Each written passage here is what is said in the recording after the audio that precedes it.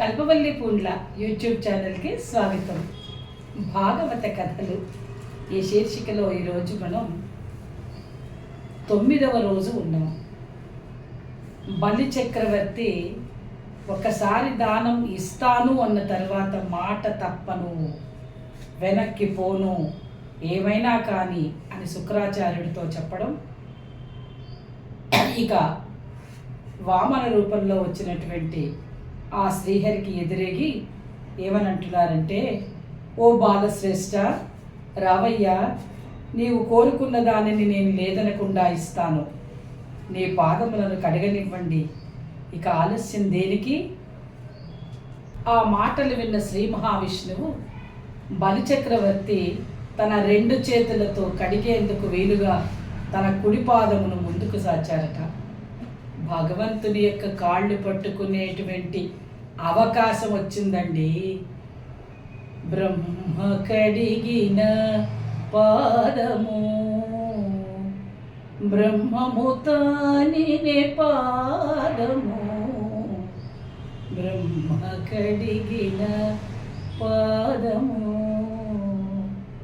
కామిని పాపము కడిగిన పాదము, పావుదల నిడిన పాదము అని ఆ పాదాని కోసం మనమందరం కూడా భగవంతుని పాదాలు పట్టుకోవడానికి ఎంత ఆతృత చూపిస్తాం, శరణు చొచ్చుతాం, శరణాగతి స్వామి అని చెప్పి మనం నీ పాద కమల సేవయు నీ పాదార్చకులతోడు నెయ్యము నితాంతాపార భూతదయు తాపస మందార నాకు దయసేయగదే అని భగవంతుణ్ణి ఎల్లవేళలా పాదాల చెంత మనం ఉండాలని కోరుకుంటామే. అలాంటి పాదాలు కడగడానికి అవకాశం ఇచ్చినటువంటి శ్రీహరి రూపంలో ఉన్న వామనుడు చక్కగా బలిచక్రవర్తికి అవకాశం ఇచ్చారు కదా. ఇస్తే భక్తితో ప్రణమిల్లిన శ్రీ మహాలక్ష్మి లలాటమందని కస్తూరి పంకముతో కూడి ఉన్న పాదమది, పద్మములో పరిమళముతో గుబాళిస్తున్నటువంటి పాదము కదా. వేదరాశిని అందెగా అమర్చుకున్నటువంటి ఆ దివ్య పాదాన్ని ఇంకింతకంటే ఏం కావాలి? ఆయన సంసిద్ధుడై కూర్చున్నాడట పాదాలు కడగడానికి. దేవతలను ఉద్ధరించినవి, నిత్యము శుభాలను ప్రసాదించేది, అఖిలమైనటువంటి ఉపనిషత్తులకు అలంకారప్రాయమైనటువంటివి, భవబంధాలను దూరం చేసేటువంటిది. అటువంటి పాదాలను కడగడానికి ఆయన ఎంత పుణ్యాత్ముడో కదా. ఆ బలిచక్రవర్తి ముందుకు వచ్చి కూర్చున్నారట. ఆపై ఆచమనం చేసుకుని చక్కగా పాదాలని పాద పూజ చేశారట. పాదాలు కడిగి తరువాత వామనుడిని పూజించిన బ్రాహ్మణుడు ఏమంటున్నాడు అంటే, ఓ బ్రాహ్మణుడా, ప్రసిద్ధమైన వ్రతము కలవాడవు, విష్ణు స్వరూపుడవు, వేదముల యొక్క ప్రామాణికత్వమును తెలిసినటువంటి వాడువు, అయినా నీకు 3 అడుగుల నేలను దానం చేస్తున్నాను అని బలిచక్రవర్తి పలుకుతూ పరమాత్మనికి ప్రీతిగా గల ఆ నీటిని కూడా ఇలా ధారపోసాడట. అది చూసి సకల లోకాలు ఆశ్చర్యం చెందాయట. ఇక ఆయనకి చెప్పాడట, నీవు అడిగినట్టుగా నేను అన్నీ చేస్తాను. అప్పుడు ఆ సమయంలో నీటి ధారను రానివ్వకుండా ఈగగా మారి కలిసరంధ్రమునకు అడ్డుకు వచ్చినటువంటి శుక్రుడు ఆపేశాడట, నీళ్లు పడనివ్వకుండా. అప్పుడు కూడా ఆపాలనే ప్రయత్నం చేశాడట.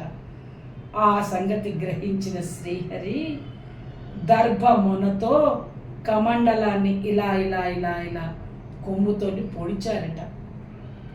అప్పుడే ఒక కన్ను పోయి ఏకనేత్రుడయ్యాడు శుక్రాచార్యుడు. అటు పిమ్మట బలిచక్రవర్తి ధారపోసినటువంటి పవిత్రమైన జలబిందువులను హరి తన చేతిని ముందుకు సాచాడు. ఆ చెయ్యి అసురుల శిరస్సులను ఖండించగలిగినటువంటిది, కమలాదేవిని ఆకర్షించటంలో ప్రశస్తమైనటువంటిది, రమాదేవి యొక్క శిరోజముల చేత సేవించబడినటువంటిది, విమలమైన లక్ష్మీదేవి యొక్క కుచాగ్రముల మీద మన్ననలు పొందినటువంటిది. అటువంటి హస్తము నా ముందు ఇలాగ చెయ్యి జాచి ఉన్నది కదా. మునిజనుల యొక్క నియమములకు ఆధారమైనది, అసుర యువతుల కన్నీటి ధారలకు కారణమైనది, రాక్షస రాజులను నిరాధారులను చేసినది, అయినా ఆ జలధారను బలిచక్రవర్తి నుండి వామనుడు స్వీకరించాడు కదా. ఎన్ని చెప్పినా ఎంత గొప్ప చెప్పినా కూడా బలిచక్రవర్తి ముందు చెయ్యి చాచడమే జరిగింది కదా. ఆయన ఆ యొక్క తన చేతితోటి ఆ చేతిలోకి నీళ్లను వదిలారట.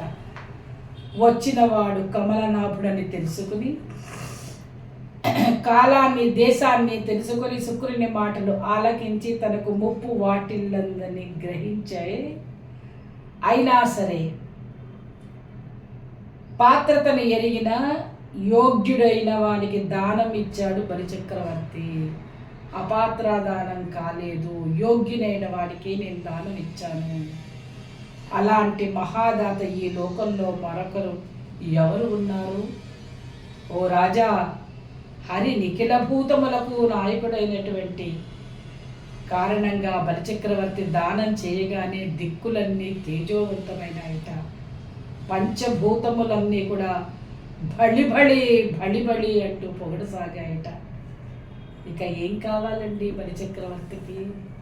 ఇంతకు మించింది ఏమున్నది?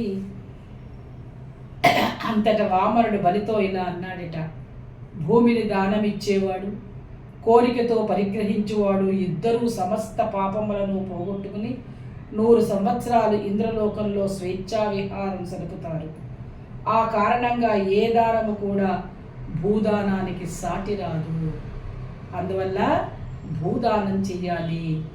కనుక భూదానం చేసిన నీవు ఉభయలోకాలను కీర్తి పొందుతావు అని అంటూ మాయావటుడు, ఇది ఏమి కోరిక అని చింతించకుండా నాకు దానమియ్యి, సత్యం వర్ధిల్లేటట్లుగా నేను కోరాను కనుక నాకు 3 అడుగులు ఇస్తే ముల్లోకాలు ఇచ్చినట్లే అని పలికిన వటుని మాటలకు బలిచక్రవర్తి చాలా సంతోషించాడు. సంతోషిస్తూ ఇలా అన్నాడట, ఏమని అని ఫస్ట్ తాను అనుకుంటున్నాడు. ఏమని? పుట్టి నేర్చుకున్నాడో పుట్టకముందే నేర్చుకున్నాడో ఈ పొట్టి ఒడుగు పొట్టలో ఉన్నవన్నీ మాయలే కదా అని నవ్వుకుంటున్నాడట.